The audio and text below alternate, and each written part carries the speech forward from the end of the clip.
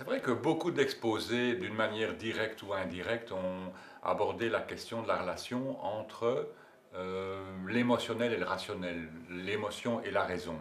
Et quand on aborde ces questions, on part d'un présupposé plus ou moins conscient, pas toujours conscient d'ailleurs, qui est qu'ils doivent nécessairement s'opposer. L'émotion et la raison s'opposent, et même que la maîtrise de l'émotion, la capacité à cacher et masquer ses émotions, est une mesure de la rationalité.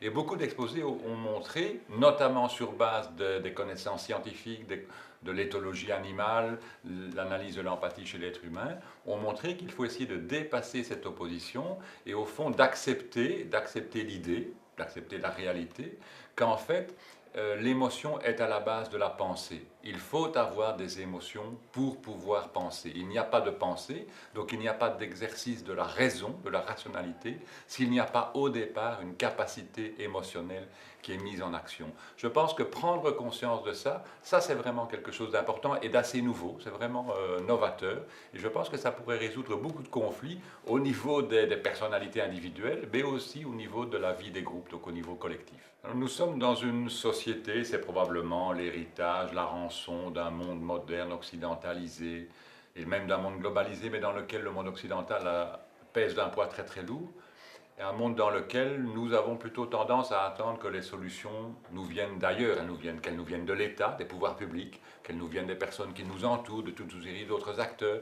Et c'est vrai qu'on est dans un monde qui met tellement en évidence le confort individuel, le bonheur, le droit au bonheur, que nous avons l'impression que cela nous dédouane de toute obligation d'y contribuer.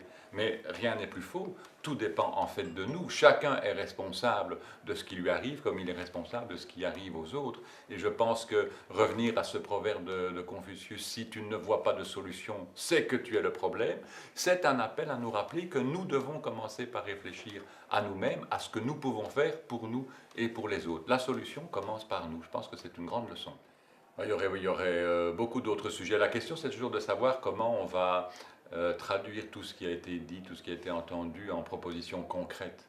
Je pense que justement, ce qu'on doit éviter, c'est d'essayer d'aboutir à un catalogue de règles toutes faites, de mesures qu'on pourrait appliquer dans n'importe quel contexte. Chaque contexte est spécifique, donc il est différent et donc spécifique, et c'est à chacun, en fonction de ce qu'il est, en fonction de son vécu personnel et de son vécu collectif, en famille, en association, en entreprise, à essayer de traduire les leçons qu'il a entendues ici à Transmutation en propositions concrètes. Mais justement, ce que nous devons apprendre à faire, c'est apprendre à ne plus dépendre d'un catalogue de solutions toutes faites. C'est ça de nouveau le problème, le proverbe de Confucius. N'attendons pas que la solution nous soit proposée, proposons la solution.